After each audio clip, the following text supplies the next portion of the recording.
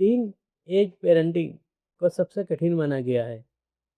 ऐसा क्यों है? और ये पेरेंट जो है सबसे बड़ी गलती क्या करते हैं ये टीनेजर्स को देखभाल करने में, उनको पालने-पोसने में? और एक कि हम जो पेरेंटिंग वर्ड का यूज़ कर रहे हैं बार-बार, तो इस पेरेंटिंग का मतलब असल में है क्या? हिंदी में कोई शब्द बताइए जिससे एकदम जो दर्शक है कैच कर सके, रिलेट कर सके अपने से। जी, जी, जी। देखिए, आज के टाइम में जो टीनेज हैं, उनके साथ जो सबसे बड़ी प्रॉब्लम है, वो है कम्युनिकेशन गैप।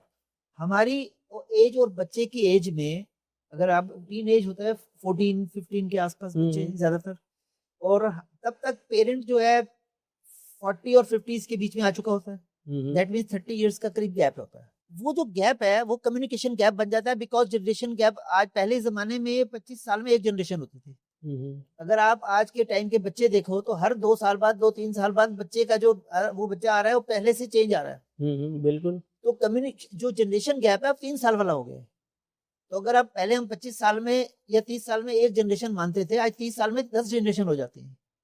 इसे आप एक्सप्लेन कर सकते मैं हैं? वही बता रहा हूँ कम्युनिकेशन गैप में क्या आता है कि बच्चे की भावनाओं, बच्चा क्या सोच रहा है, वो आप जो सोच रहे हो दोनों में डिफरेंस है। मैं रिसेंटली एक छोटा-सा एग्ज़ाम्पल देता हूँ। मेरे एक क्लाइंट हैं, उनकी 14 साल की लड़की है। उनका पेरेंट्स के साथ वो सिंगल चाइल्ड थी। पेरेंट्स के साथ हमेशा खटक-पटक रहती थी और वो ज़्यादातर क्या करती थी, पेरेंट्स को शिकायत थी कि वो स्कूल से आती थी, वो जो भी थोड़ा बहुत खाया पिया और अपने कमरे में घुस जाती थी और सारा दिन कमरे में बंद रहती थी, कुछ खाना-पीना है तो बाहर आई और जब भी बाहर आई पेरेंट्स मम्मी या पापा जो भी सामने नज़र आए उन्होंने फिर उन्हें कहा, "ये क्या करते हो?" रूल्स बताते कि ऐसे नहीं होना चाहिए, डाँट-डपट होती, वो भी खट्टा-पट वो भी ऊट-पटांग बोल-बाल के चली जाती। ये कई दिन से चल रहा था, पेरेंट्स बहुत ज़्यादा फ्रस्ट्रेट हो चुके थे। बच्चे की फ्रस्ट्रेशन की तो मैं बात ही नहीं कर रहा क्योंकि मेरे पास हुँ, तो पेरेंट्स आए थे। अब वो फ्रस्ट्रेशन वो कह रहे क्या करें कोई रास्ता है? कल को मुझे लगता है कुछ और गड़बड़ ना हो जाए, इसकी स्ट्रेस की वजह से। तो हमने बैठ के एक प्लान बनाया, कुछ बातें उनको समझाई, नई अप्रोच शुरू की।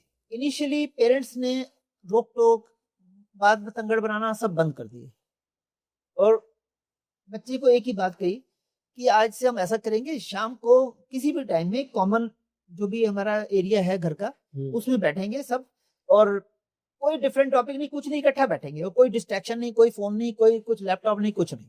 शुरुआत की गई। शुरू के दिनों में 2-3 दिन तो 15 मिनट चुपचाप बैठे रहते थे। मम्मी-पापा तो एक-दूसरे की शक्ल देखते थे कि कोई बच्चा तो नाराज़ था। तो सोचता था पता नहीं ये क्या कर रहे हैं। 2-3 दिन ऐसे चला। दूसरे-तीसरे दिन थोड़ी बहुत कोई जनरल टॉपिक पे बात अचानक छिड़ गई। दुनिया में टॉपिक तो रोज़ नए हैं, सोशल मीडिया पे इतने टॉपिक आ जाते हैं। तो बातचीत शुरू हुई, तो जब बच्चा बोलना शुरू किया तो पेरेंट्स चुप रहे। बीच में काटा नहीं, उसको बोलने दिया। बच्ची को बड़ा चेंज नज़र आया कि मैं बोलने का मुझे हक दिया जा रहा है। धीरे-धीरे ये प्रैक्टिस का फ़ायदा ये हुआ कि वो अपनी बातें भी करने लग गई, अपने विचार शेयर करने लग गई। फिर पेरेंट्स ने बच्चे की हॉबीज़, बच्चे के इंटरेस्ट में थोड़ा-सा इंटरेस्ट लेना शुरू किया।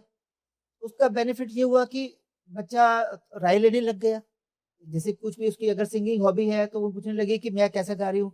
अच्छा इसमें कुछ चेंज हो सकता है? मैं ऐसा कुछ कर सकती हूँ? तो मम्मी बताने लग गई। तो धीरे-धीरे स्कूल की प्रॉब्लम शुरू बता डिस्कस करने लग गई। अब वो बच्चा पेरेंट्स के साथ ऐसे टॉकिंग टर्म्स पे आ गया, जो बच्चा लड़ाइयाँ करता था, वो धीरे-धीरे सारी चीज़ माँ-बाप से डिस्कस करने लग गया। और फिर जब डिस्कस करने लगा तो माँ-बाप की जो उनकी प्रॉब्लम है, उनका व्यू पॉइंट है, उसको एक्सेप्ट करने लग गया। जी। तो सिर्फ बेसिक मुद्दा है कम्युनिकेशन गैप। तो उसे अगर आप दूर कर दें, बच्चे के साथ टॉकिंग टर्म्स पे आ जाएँ, उसके लेवल पे उतर आएँ, फिर इसमें भी वर्ड में एम्पैथी पे ले आता हूँ। आप बच्चे की फीलिंग्स को समझना शुरू कर दें, कोई लड़ाई नहीं हो सकती।